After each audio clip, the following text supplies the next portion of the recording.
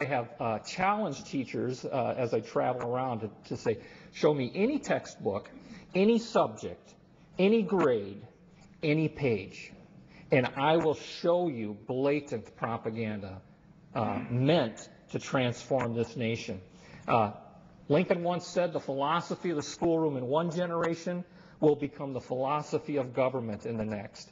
We are reaping the consequences of having turned a generation of children over to this new system. It's not too surprising then that UNESCO, in their September 2003 conference on education for a sustainable future, came out and declared 2005 to 2015 the decade of education for sustainable development. You will be hearing this term everywhere you go from now on for the next 10 years. Education for sustainable development. And surprise, surprise, they named UNESCO the lead agency for that effort, who said their goal is to integrate sustainable development into all levels of education in order to promote education as a key agent for change. Now, what does that mean? If you go to the UNESCO's website on education for sustainable development, you will find out the new role of education. They state, Chapter 36 of Agenda 21 embraces all ways in which people learn about the world around them, develop the values and lifestyles, and assume their responsibilities as global citizens to prepare for the future. Now, that's why I title my talk, Preparing Our Children for Global Citizenship. It is the right term, it is the right definition for the marketing word, sustainable development. And it encompasses more than just environment, as you've heard so far. They go on to say education is the primary agent of transformation towards sustainable development.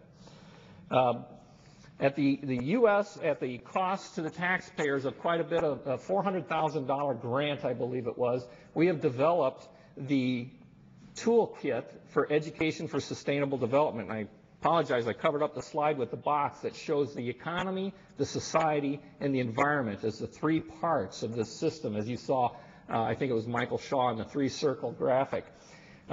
It says, from the time sustainability was first, sustainable development was first endorsed at the UN General Assembly in '87, again, this document, the parallel concept of education to support sustainable development has been explored.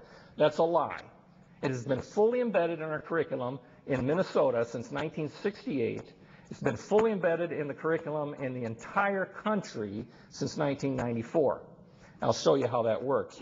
But they go on to say that it will encompass the 40 chapters of Agenda 21. That is your federal national curriculum, the 40 chapters. Now, Chapter 36 deals with education, but it is to encompass the principles contained in all 40 chapters.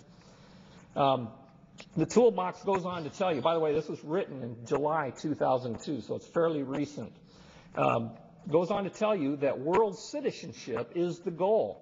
And world citizenship encompasses the constellation that is all the principles, values, attitudes, and behavior that the people of the world must embrace if sustainable development, i.e. global citizenship, is to be realized. Now, this is a bureaucratic revolution in education. The prime bureaucracy is the U.S. Department of Education, which was instituted in 1979 by President Jimmy Carter as a promise to put the principles of sustainable development in place before the term was coined. But this was the entire purpose of the U.S. Department of Education, now I believe the world's largest employer. Under its direction is the Office of Education Research and Improvement. They oversee the 10 regional education laboratories. You can go to their website and see these are the 10 regions of the U.S., and each region has a director and a directorate to be responsible for each piece. Now, it was the Mid-Continental Regional Education Laboratory, which recently changed their name, that was in charge of putting together the national curriculum. They called it the standards-based movement. This, for instance, is the social studies curriculum that states that it is clear that the dominant social, economic, cultural, and scientific trends that have defined the Western world for 5 centuries is now leading in new directions. What were the ideals that define the Western world? We are now saying that's old business. We're now moving in some new direction. They go on to say the primary purpose of social studies is to help young people develop the ability to make informed and reasoned decisions. Who gets to define informed and reasoned decisions? For the public good as citizens of a culturally diverse, democratic society in an interdependent world. Now, this is all marketing gobbledygook that has real meaning underneath it. Sounds bad to you and I who are a little more in tune than the rest of the world into what this stuff really means.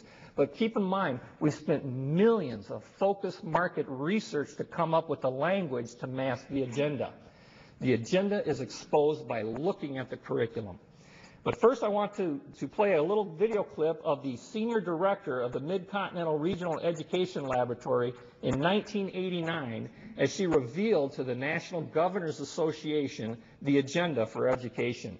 She's going to list 3 important aspects of what education is about. Listen to for the 3. It seems to me that far too much of our efforts have been focused on the issue of let's find a short-term fix and fix up these schools and taking care of them, rather than the issue of understanding that what we're into is a total restructuring of the society. What is happening in America today and what is happening in Kansas and the Great Plains is not simply a chance situation in the usual winds of change. What it amounts to is a total transformation of our society. And the issue for most children and the issues for the society is that what has changed in education today is that we no longer see the teaching of facts and information as the primary outcome of education. During the past 10 years, we've been going through a reform movement. And that reform movement began with the governors of the nation, and basically what their concern was that they began to understand the very close relationship between economic development and human capital. Did you catch the 3 parts? Number 1, the total transformation of society. Number 2, facts and information, knowledge, is no longer the primary purpose of education.